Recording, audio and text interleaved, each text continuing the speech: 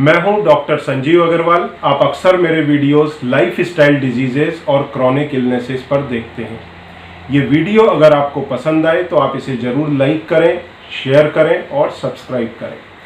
आज हम चर्चा करेंगे डीजेनरेटिव आर्थराइटिस के तीसरे एपिसोड में कमर व घुटने के दर्द की, जिसे हम आम भाषा में कहते हैं संधिवात या ऑस्टियो आर्थराइटिस। तो इसकी मुख्य वजह के बारे में जानेंगे, इसका निदान क्या है वो समझेंगे और सबसे जरूरी है मरीज को क्या प्रिकॉशन, क्या सावधानियां लेना चाहिए। देखिए, पिछले एपिसोड में हमने देखा कि मरीज को वजन घटाना और एक्सरसाइज करना निहायत ही जरूरी है। अब इसके अलावा और क्या सावधानियां हैं, इसके बारे में हम इस एपिसोड के अंदर जानेंगे और इसके होने की मुख्य वजह क्या है, जिससे समय रहते हम अपने जोड़ों को बचा सकें। तो इसकी जो मुख्य वजह है वो क्या है? उम्र। अब आमतौर पर यह देखा गया है कि फीमेल्स में 50 की उम्र के बाद, मेल्स में 60 के बाद, जैसे ही हार्मोन्स का कंसंट्रेशन बॉडी में कम होता है, मेल व फीमेल हार्मोन्स का, फीमेल्स में पोस्ट मेनोपॉज के बाद, तो जॉइंट्स में और बोन्स में वीकनेस आना तेजी से शुरू होती है। अब यदि किसी का वजन जरूरत से ज्यादा है तो ये समय के पहले ही प्रोसेस चालू हो जाता है। तो पहला रीजन क्या बना? उम्र के कारण होने वाले बॉडी के अंदर हार्मोनल चेंजेस। दूसरी वजह क्या होती है? जेनेटिक्स। देखिए, जेनेटिक्स जो है वो जो आपके हैं वो हैं, बदल नहीं सकते। तो जो जेनेटिक्स है, अगर मान लीजिए किसी के पेरेंट्स को अधिक उम्र में जाकर के संधिवात या ऑस्टियोआर्थराइटिस हुआ तो पॉसिबल है कि उनके बच्चों को भी जल्दी ना हो। परंतु अगर उन्होंने अपना वजन बढ़ा लिया या ओवर यूज किया या कोई इंजरी हो गई तो ये कम उम्र पे भी हो सकता है। तो जेनेटिक्स आपको गारंटी नहीं देता, परंतु जेनेटिक्स आपको एक बैकग्राउंड दे देता है कि हाँ भाई, आपको एक सेफ्टी है, एक सेफ गार्ड है कि आपको ज्यादा उम्र पे होगा। अब जो तीसरी मेन वजह है वो क्या बनती है? वजन, जिसके बारे में हमने पिछले एपिसोड में चर्चा किया और एक्सरसाइजेस के बारे में भी चर्चा किया। तो वजन को किस तरह से इफेक्टिव तरीके से घटाएं, उस सारी बातों के बारे में हमने मालूमात लिया। इसके बाद चौथा फैक्टर आता है ओवर यूज। ओवर यूज हम कई बार जाने अनजाने में अपने काम के लिए या किसी और कारण से करते हैं। जैसे डॉक्टर्स हैं, सर्जरी के टाइम पे 5-5, 6-6 घंटा खड़े रहते हैं। वॉचमैन या फिर सिक्योरिटी हैं, हमारे देश के सैनिक हैं, वो घंटों खड़े होकर के अपनी ड्यूटीज देते हैं। फीमेल्स घर के अंदर 2-2, 3-3 घंटा खड़े होकर के कुकिंग करते हैं। तो ये सारी चीजें जॉइंट के ओवर यूज को बढ़ाती हैं। उसी तरह से प्लेयर्स फील्ड में मेहनत करते हैं, जॉइंट्स ओवर यूज हो जाते हैं, समय से पहले आर्थराइटिस हो जाती है। 20 साल, 25 साल, 30 साल, मैंने पहले एपिसोड में एक प्लेयर का आपको एग्जाम्पल भी दिया था। तो ये समस्याएं आ जाती हैं। फिर इंजरी, अगर कहीं पे चोट लग गई, जैसे कोई सड़क है, सड़क पे एक गड्ढा हो गया तो गड्ढा तेजी से बड़ा हो जाता है। वैसे ही जॉइंट्स में अगर किसी जोड़ में इंजरी आ गई तो आपको संधिवात या ऑस्टियोआर्थराइटिस उम्र से पहले होना शुरू हो जाएगा।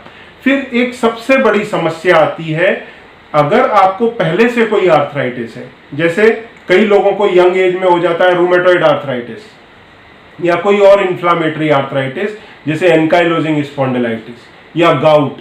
तो इन कारणों से आपका संधिवात या ऑस्टियोआर्थराइटिस या बैक पेन जो ज्यादा उम्र पे होना चाहिए था वो कम उम्र पे ही हो जाता है। तो इस चीज से बचना बहुत जरूरी है। और यहां मैंने एक खास बात नोट की है, मोस्ट ऑफ द डॉक्टर इस तरह की इन्फ्लामेटरी आर्थराइटिस में जोड़ों की कार्टिलेज को बचाने की दवाइयां नहीं देते।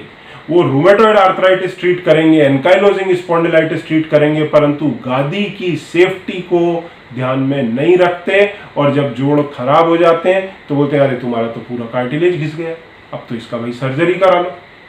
तो मेरा सभी से यह निवेदन है कि समय रहते अगर इन्फ्लामेटरी आर्थराइटिस भी है तो कार्टिलेजेस का शुरू से ख्याल रखा जाए।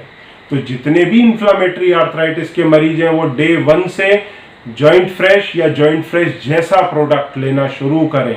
मैं क्यों जैसा बोल रहा हूं, देखिए जॉइंट फ्रेश को क्यों स्पेसिफिकली हाईलाइट कर रहा हूं, क्योंकि इसमें एक एक्टिव इंग्रेडिएंट है जो पालक से निकाला गया है।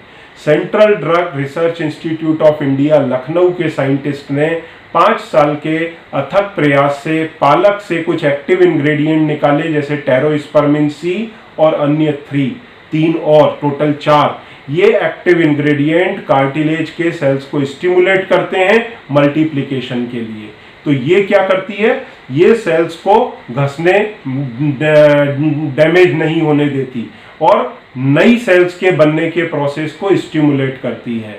तो इससे क्या होता है, नए सेल्स तेजी से बनना शुरू होते हैं, कार्टिलेज की थिकनेस में कमी आना रुक जाती है, डीजनरेशन रुक जाता है। और ये प्रूफ कैसे हुआ, जब ह्यूमन ट्रायल किए गए तो COMP और CTX2 मार्कर्स की जब स्टडी की गई तो मालूम पड़ा कि इनको देने से डीजनरेशन जॉइंट्स में कार्टिलेज का रुक जाता है या काफी कम हो जाता है, और एक लिमिट तक ये उसकी थिकनेस को बढ़ाने में भी मदद करते हैं। तो ये सारी रिसर्च हुई और इसमें उन्होंने नैनो टेक्नोलॉजी डेवलप किया, जिससे ये दवाई को लिम्फेटिक रूट के थ्रू जॉइंट्स के साइनोवियल फ्लूइड में पहुंचाया जाए, क्योंकि ब्लड सप्लाई उधर उतनी होती नहीं है, कार्टिलेज में, मेनिस्कस में, डिस्क में, कार्टिलेज उसमें होती नहीं है ब्लड सप्लाई, तो वहां तक दवाई पहुंचेगी कैसे, काम कैसे करेगी। तो ये साइनोवियल फ्लूइड के थ्रू उधर पहुंचती है, लिम्फेटिक्स के थ्रू पहुंचती है, कॉन्सेंट्रेशन अचीव करती है, और इसी बेस पे, इसी नैनो टेक्नोलॉजी के बेस पे यूएस के अंदर इसका भी रिसेंटली कोरोना के पहले पेटेंट हुआ और इंडिया में अवेटेड है, जल्दी ही ये ग्रांट होना चाहिए। तो ये काफी अच्छा प्रयास रहा, इंडियन साइंटिस्ट का प्रोडक्ट है और इससे काफी लोगों को लाभ मिल रहा है। साथ में जोड़ के अंदर सूजन आती है, इन्फ्लामेशन, तो उसको कम करने के लिए 4 स्टेप लेना जरूरी है, जिससे सूजन कम होती है, दर्द कम होता है, तो पेशेंट का कार्टिलेज का डैमेज में भी ठहराव आता है, वो भी रुकता है। तो ये दोनों मिला करके आपके जॉइंट के डीजनरेशन को रोकते हैं और सूजन को कम करते हैं, और साथ में हड्डियों की मजबूती के लिए, क्योंकि उम्र के साथ में हड्डियां भी कमजोर हो रही हैं, तो उसके लिए कैल्शियम सफिशिएंट मात्रा में लें, अपने डाइट में लें, चाहिए तो एक सप्लीमेंट ले लें, और विटामिन डी का लेवल प्रॉपर मेंटेन करें। ये सारी चीजें करने से आप संधिवात को रोक सकते हैं। अब इसमें कुछ एक आपको प्रिकॉशन लेना चाहिए, वो प्रिकॉशन क्या है वो हम देखते हैं। देखिए, प्रिकॉशन में उम्र को तो आप रोक नहीं सकते, वो तो आगे बढ़ती जाएगी। दूसरा जो मुख्य वजह था वो क्या था, जेनेटिक्स, उसमें भी आप कुछ नहीं कर सकते। तीसरा वजन, तो उसके घटाने की चर्चा हमने पिछले एपिसोड में कर ली। इसके बाद में चौथा ओवर यूज से बचना चाहिए। तो अनवांटेड आप 5-5 किलोमीटर की वॉक ना करें अगर संधिवात शुरू हो चुका है तो, ठीक है। अनवांटेड सीढ़ियां ना चढ़ें। कुछ लोगों को जिद होती है मैं तो पालती मार के बैठूंगा फिर खाना खाऊंगा। अरे भाई, कुर्सी टेबल पे बैठ जाओ। अगर आपकी कार के टायर पतले हो गए हैं, घिस गए हैं, तो गाड़ी 100 पे चलाना जरूरी है? स्लो चला लो, हाँ, नहीं तो फट जाएगा वो टायर। तो आपको कायदे से ऐसी स्थिति में पालती मार के नहीं बैठना चाहिए, नहीं तो जोड़ों में स्ट्रेस आता है, कार्टिलेज डैमेज होती है। फिर टॉयलेट, देसी टॉयलेट की जगह आपको कमोड सिस्टम यूज करना चाहिए, लिफ्ट लेना चाहिए, अनवांटेड सीढ़ियां नहीं चढ़ना चाहिए। किचन के अंदर महिलाएं 2-2, 3-3 घंटा खड़े होकर काम करती हैं, उनसे मेरा नम्र निवेदन है कि अगर 15 मिनट से ऊपर या 10 मिनट से ऊपर खड़ा होना है तो साइड में देखिए एक स्टूल दिखाया, उस पर बैठ करके अपना कुकिंग करें।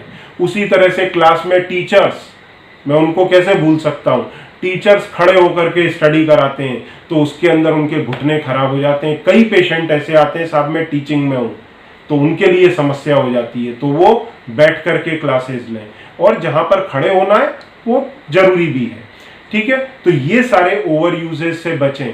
उसके बाद में हल्का ठंडा और गर्म सिकाई करें। ठंडा सिकाई क्यों करें? जिससे अंदर का सूजन जाए। तो 15 मिनट पहले ठंडा सिकाई करें, एक 10-15 मिनट का गैप दें, फिर हल्का गर्म सिकाई करें, तो जो मसल्स हैं वो साथ में पूरी रिलैक्स हो जाएंगी। तो ये सारे चेंजेस करें।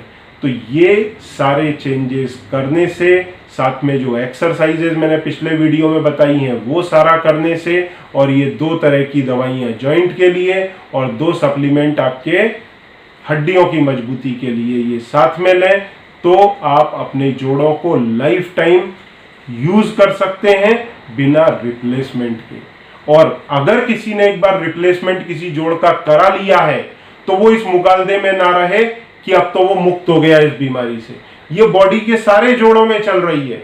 इसकी शुरुआत दिखाई पड़ती है घुटने में या कमर में या गर्दन में। इसके बाद में 60 साल के बाद में हाथ की उंगलियों के अंदर ग्रिप आपकी वीक पड़ने लगेगी। ये देखिए साइड में ये ड्रम स्टिक जैसी फिंगर्स हो जाती हैं जो मैंने दिखाई है। हाँ, या फिर आपको शोल्डर में पेन होने लगेगा, हाँ, एंकल में होने लगेगा, हिप में होने लगेगा, रिस्ट में होने लगेगा। तो कौन कौन से जोड़ बदली कराएंगे? तो अगर आपके जोड़ बदली भी हो गए तो ये सारे प्रिकॉशंस लें। और कई बार मैंने देखा है 2-5 साल के बाद में जॉइंट रिप्लेसमेंट के बाद में भी कई बार पेन शुरू हो जाता है, किन्हीं और वजह से शुरू हो जाता है, बोन्स वीक हो जाती है, उनसे हो जाता है। तो ये दवाइयाँ आपकी बोन्स को भी स्ट्रांग रखेंगी और साथ में आपके जॉइंट्स को भी स्ट्रांग रखेंगी। ये सारे सप्लीमेंट्स हैं, पूरी तरह से सेफ हैं और इनको पूरा कंट्रोल्ड वातावरण के अंदर बनाया जाता है।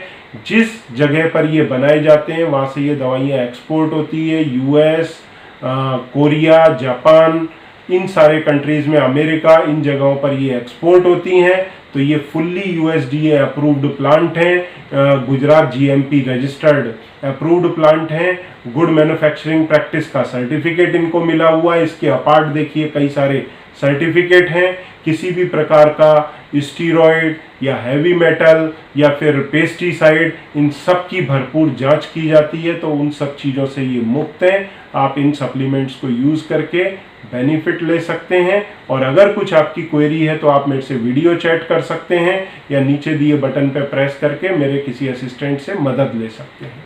Thank you very much.